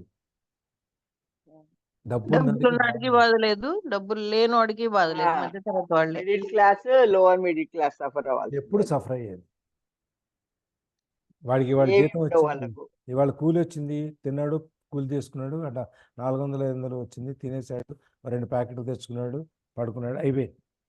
రేపు పొద్దున మళ్ళీ అడ్డా మీదకి వెళ్తాడు, మళ్ళీ ఎవడో కూలికి తీసుకెళ్తాడు, 500 ఇస్తాడు, అయిపోయింది వాడి పని. వాడు దేని గురించి ఆలోచించక్కర్లా. ఇంకేదైనా ఉంటే ఏదో అన్ఎంప్లాయ్మెంట్ పెన్షన్ అను, లేకపోతే 45 years వృద్ధాప్య పెన్షన్ అను, ఏదేదో రకరకాల గవర్నమెంట్ ఇస్తుంది. మనకేమి ఉండవు. గుడ్ మార్నింగ్ రామ్మోహన్ గారు. కట్టాలి. Sir good morning sir. Good morning అలా సార్. అది ఇవాళ ఈ టాక్సేషన్ హిస్టరీలో నుంచి క్రియేషన్ ఆఫ్ కార్పొరేషన్స్.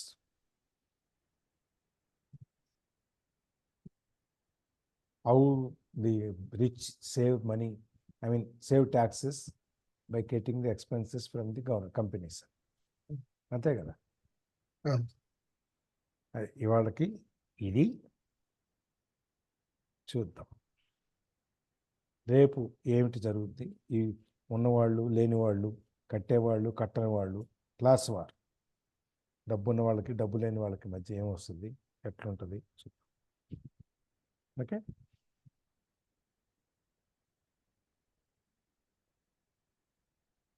ఓకేనా? ఓకే అని చెప్పండి. ఓకే సార్, చెప్పండి. అలాగేనండి. అది మీకు ధన్యవాదాలు, మీ ల్యాప్టాప్ Okay, కి sir. ధన్యవాదాలు. Thank you. మా ల్యాప్టాప్ బ్రహ్మాండం. సార్ చెప్పాను సార్, అందుకే. Thank you. Thank you sir. Thank you. Thank you, sir. Thank you Pratyusha. Thank you for Paula's laptop. అది విషయం. Ramon sir sharing. ఏం లేదు, ఈ ట్యాక్సెస్ గురించి ఏంటంటే కార్పొరేట్స్ లో అప్ టు 40% వరకు ఉంటుంది ట్యాక్సెస్. మనకి 30% ఎట్లాగో మాక్సిమం షేర్ అని చెప్పేసి మనం అనుకుంటున్నాము. కార్పొరేట్స్ అంటే వాళ్ళు ఇంకా దానికి అలవాటు పడిపోయారు. దానికి వాళ్ళ బై డిఫాల్ట్ గా వాళ్ళ మైండ్ లో ఆలోచించుకుంటారు అనమాట. సో వాళ్ళు కూడా ట్యాక్స్ ఫ్రీ ఇన్కమ్ రావడానికి ఎక్కడ సోర్సెస్ ఉన్నాయో వాళ్ళు ట్రై చేస్తూ ఉంటారు. సో దట్ 40% వాళ్ళు చేసుకోవచ్చు. చాలా ట్యాక్స్ ఫ్రీ ఇన్కమ్ వచ్చే సోర్సెస్ ఉన్నాయి. మనం వచ్చే ఇన్కమ్ మీద కార్పొరేట్స్ అయితే డెఫినెట్ గా ట్యాక్స్ పే చేయాలి. ఇండివిజువల్స్ కూడా మనకు వచ్చే ఇన్కమ్ మీద ట్యాక్స్ ఫ్రీ ఇన్కమ్ కూడా వచ్చేటట్టు 30% మనం ఎలా పే చేస్తాము, అలా 30% ట్యాక్స్ పే చేయకుండా ఏ సోర్స్ ఆఫ్ ఇన్కమ్ ద్వారా 30% ఇన్కమ్ వేసే ట్యాక్స్ ని సేవ్ చేసుకోవచ్చు అనేది కూడా ఎవెన్యూస్ ఉన్నాయి. సో అట్లాంటి వాటి మీద వర్క్ చేస్తుంటారు.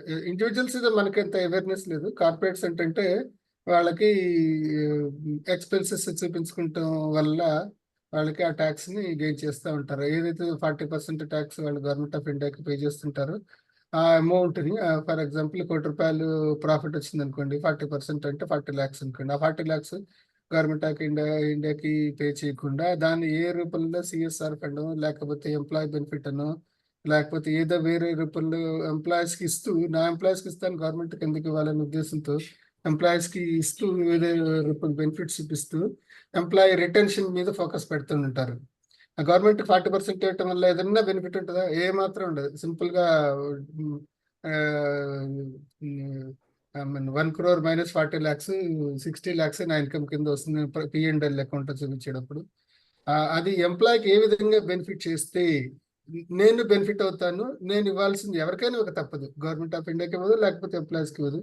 వాళ్ళకి ఎంప్లాయీ బెనిఫిట్ రూపంలో చూపిస్తే ఎంప్లాయీ బెనిఫిట్స్ అని, లేకపోతే రకరకాల బెనిఫిట్స్, హెల్త్ రిలేటెడ్ బెనిఫిట్స్ అని, లేకపోతే ఇంకొక CSR ఫండ్ రూపంలో కానీ ఇలాగ రకరకాల అవెన్యూస్ ని వాటి మీద ఫోకస్ పెడతారు కార్పొరేట్స్. సో ట్రావెల్ ఎక్స్పెన్సెస్ చూపించుకోవటం, రీలొకేషన్ ఎక్స్పెన్సెస్ అని రకరకాల బెనిఫిట్స్ మీద ఏదైతే ట్యాక్స్ ఎగ్జంప్షన్ దొరుకుతుందో వాటి మీద కార్పొరేట్ ఫోకస్ పెట్టి వాళ్ళు పెట్టే ట్యాక్స్ ని ఎగ్జంప్షన్ పొందడానికి ట్రై చేస్తారు.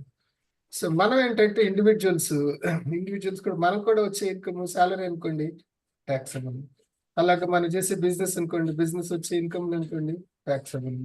సో అట్లాగే మనకి రెంటల్ ఇన్కమ్ ఉంది అనుకోండి, మనకి ఇల్లు ఉంది, మనం రెంట్కి ఇచ్చాము, నెలకు ఒక 20,000 30,000 రెంట్ వస్తుంది, ట్యాక్సబుల్.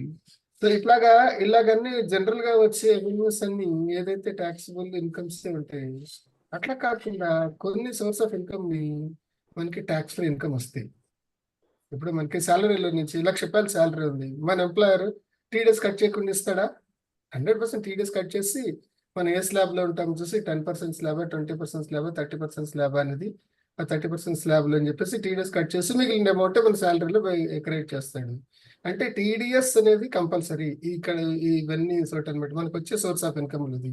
అలాగే మనకు రెంటల్ ఇన్కమ్ ఉంది అనుకోండి, మన ఇంటికి ఇచ్చేము అనుకోండి, మనకి రెంట్ పే చేసేవాడు కంప్లీట్ గా ఒక 20,000 రెంట్ వస్తుంది అనుకోండి, వాడైతే 20,000 పే చేస్తాడు మనకి. కానీ మన ఇన్కమ్ ట్యాక్స్ రిటర్న్స్ పే చేసేటప్పుడు మన ట్యాక్సిబుల్ ఇన్కమ్ పెరిగితే అక్కడ మనం ఇన్కమ్ ట్యాక్స్ పే చేయాల్సిన అవసరం వస్తుంది. లేకపోతే అది సోర్స్ ఆఫ్ ఇన్కమ్ లో మనం క్యాష్ తీసుకుంటాము, వాడు బ్యాంక్ లో ట్రాన్స్ఫర్ చేయద్దు బాబు అని చెప్పేసి క్యాష్ రూపంలో తీసుకుని చేస్తుంటాం అన్నమాట.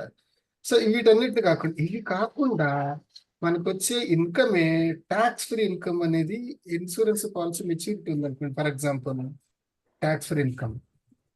PPF ఉంది అనుకోండి, ట్యాక్స్ ఫ్రీ ఇన్కమ్. దాన్ని ఎక్కడ వాళ్ళు government of India tax deduct చేసి మీకు ఇవ్వరు. ఇప్పుడున్న రూల్స్ ప్రకారం maybe so government of India అంటే ప్రతి మనకు వచ్చే సోర్స్ ఆఫ్ ఇన్కమ్ మీద ప్రతి దాని మీద ఇప్పుడు నేను చెప్పిన 2 ఎగ్జాంపుల్స్ లో కూడా ఇన్కమ్ ట్యాక్స్ యాడ్ చేయాలని మైండ్ లో ఉన్నది గవర్నమెంట్ కి. స్లోగా ఇవాళ కాక రేపైనా యాడ్ చేస్తున్నా, అది తర్వాత చూసాము.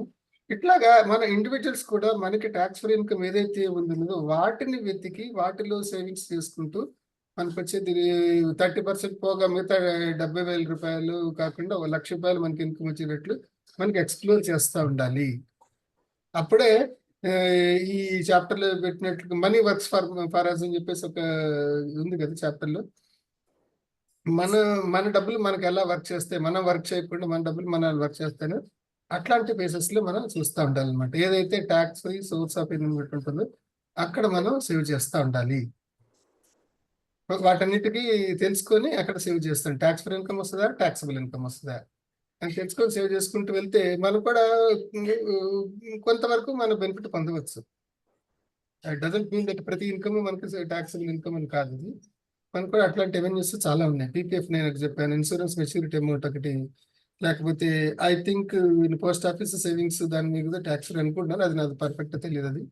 సో అట్లా ఏదైతే ఎక్కడైతే ట్యాక్స్ ఫ్రీ ఇన్కమ్ ఉందో వాటిని ఎక్స్ప్లోర్ చేసుకుంటూ వెళ్ళాలి మనం.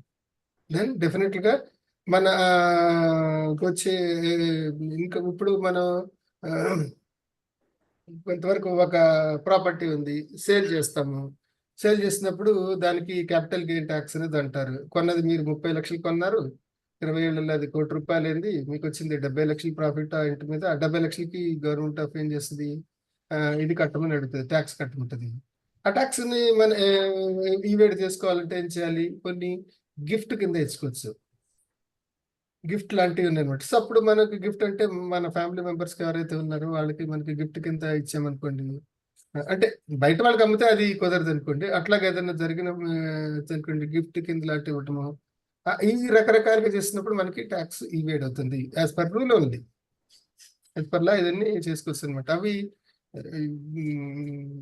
మనం స్లోగా వెతుక్కుంటూ వెళ్ళాలి ఏ విధంగా వస్తుంది ఇది అన్నట్లు. రైట్ అండి, అదండి. Thank you sir. ఇంకా any doubts?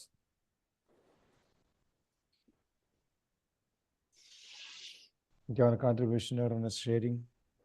Sir GPF వీటిలలో PPF లో కూడా ఇన్కమ్ ట్యాక్స్ లేదు సార్. లేదు, అదే చెప్పాను. అదే పీపీఎఫ్ లో మెచ్యూరిటీ అమౌంట్ ట్యాక్స్ డిడక్ట్ చేసి ఇవ్వరు వాళ్ళు, అవును సార్. మొత్తం ఇస్తారు. కొన్ని ఇన్సూరెన్స్ పాలసీలు, కొన్ని ఈ ప్రావిడెంట్ ఫండ్లు, జీపీఎఫ్ కానివ్వండి, పీపీఎఫ్ కానివ్వండి, ఏదైనా పిఎఫ్ ఒకటి కరెక్ట్, ఏదైనా కూడా వాటికి ట్యాక్స్ ఉండదు. మెచ్యూరిటీ పెన్షనరీ బెనిఫిట్స్ కూడా ట్యాక్స్ ఉండదు సార్. పెన్షన్ బెనిఫిట్స్ కూడా ఉండవు. అవన్నీ గవర్నమెంట్, మీరంతా కష్టపడి గవర్నమెంట్ కి పనిచేస్తున్నారని చెప్పి మీకు అంటే పెన్షనరీ బెనిఫిట్స్ నేను ఎందుకు మెన్షన్ చేయట్లేదంటే ఆ పెన్షనరీ బెనిఫిట్స్ అందరికీ రావు. ఏదో 2004 కన్నా ముందు జాయిన్ అయిన ఎంప్లాయీస్కి వస్తాయి. అట్లా కాకుండా రీసెంట్ గా తర్వాత తీసుకునే వాళ్ళకి అందరికి కామన్ గా వస్తాయి. పెన్షనరీ బెనిఫిట్స్ కూడా మీకు ట్యాక్స్ ఫ్రీ అనమాట.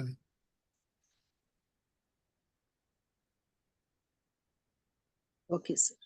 Thank you all. ఎవరు చెప్తున్నారు ఇవాళ?